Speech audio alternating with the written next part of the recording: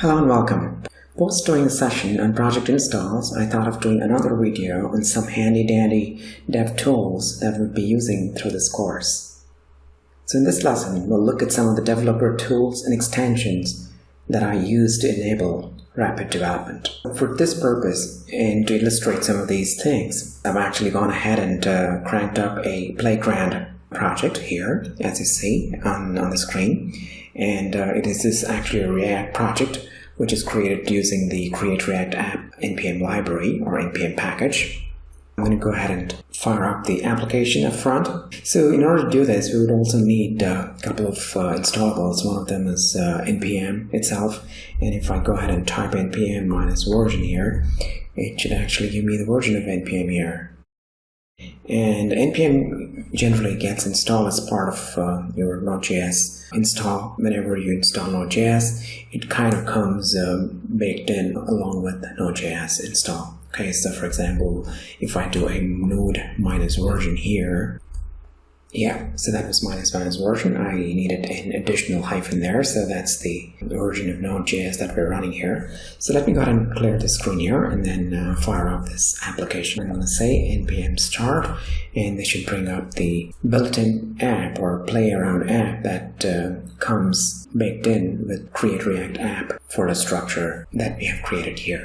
Alright, so let's see how we can go about looking at some of the extensions and the developer tools that will essentially help us sail through this app building process. So this is how the built-in app that comes with the npx Create React App folder structure looks like. I'm going to enable the inspect mode here. Essentially allows me to look at the console and also the network tabs, which is generally what I'm interested in for the most part. Of course, we'll also be looking at the Elements tab here, and as well as the application tab, where we can look at the session storage and the local storage and the cookies. Okay, so I'll head over back to the VS Code editor here. So in here we have our app.js, which is some play around code that comes along with the Create React App. And I'll go over to the extensions tab here. I think this is the one here. So here I have a few extensions that are installed. So the first one is the Es7 React Snippet. So let me go ahead and check that. I think it was ES7. Yeah, this is the one. Okay. Let me go ahead and pull this a little wider. This essentially gives us some interesting code snippets as we go through the building process. Okay. So as the name says here, it gives us some quick JS snippets whenever we're trying to build up of the classes and other functions related codes and all the boilerplate related to the code as far as React is concerned. Just to illustrate, right? So I think they do have some interesting bit of information here. Feature contributions, changelog. Let me see if they actually have any examples in here. Press the following command and press enter. Okay. Windows Control P. Okay, so what I'm going to do here is I'll head over back to the source here. I'll go ahead and create a folder called components. Okay, and inside of here, I'll just go ahead and create a test component here. I'm going to say test component.js. Okay, and in order to generate the boilerplate code here, I'll have to use a shorthand. Okay, which is essentially provided by this particular extension. So let's see what we can do. So I'm essentially want to create a React arrow function and export it, obviously. So I'm going to be using RAFCE here. Okay, and boom, it actually gives us this code. So that's really handy. So that's one of the very interesting and very neat things that we get with this particular extension. And another thing that I want to also show here is the extension that is called bracket colorizer. Okay, let me go back here to the extensions here. Yeah, this is the one, bracket pair colorizer. Okay, essentially what happens is that if you look right now, all our brackets are colored differently. So if you look at the flower braces here, it's yellow in color, and then you have the regular brackets here, which is slightly pinkish in color. And let's say if you want to do something here in terms of let's say define another function here, let's say So I'm going to say const render, say test component, and this is going to be an arrow function. I'm just going to say it's going to return a, let's say, inside of empty fragments. Okay, and this is going to be an h2, let's say, that says hello world, hello React. I think that'll be more appropriate. So if we look here right now, everything is appropriately colored, so it essentially helps our development process as well as to catch bugs. Super. So let's go to another one. I will go over to another one is called turbo log or something like that. I think that was console. Yeah, turbo console log. Okay. So let's say I actually go ahead here and do a little bit of console logging here. Okay. So let's say I define a new state. For example, I'm going to go ahead and import the use state here. Okay. In order to do that, I can say imru. This is again imru is, yeah, this is the one. Okay, this is the shortcut again coming from the Es7 React extension. So I'm going to go ahead and create a new state here. I'm going to say name, set name, set it to use state of, let's say, React.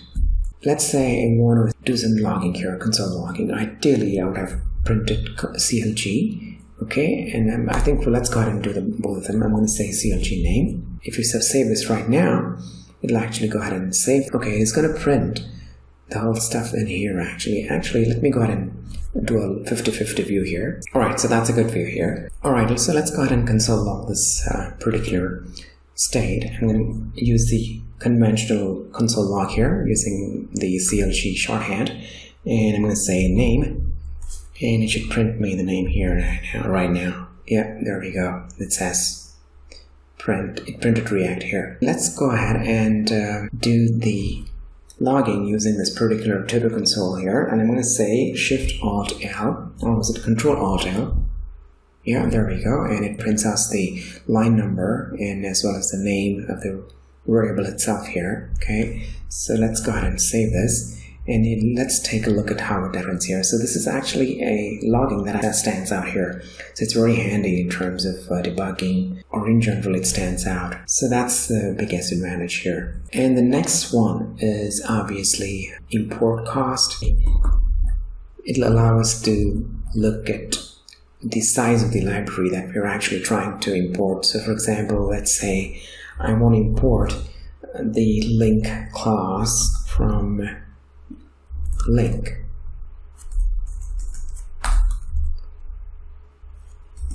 From, let's say, React Router DOM.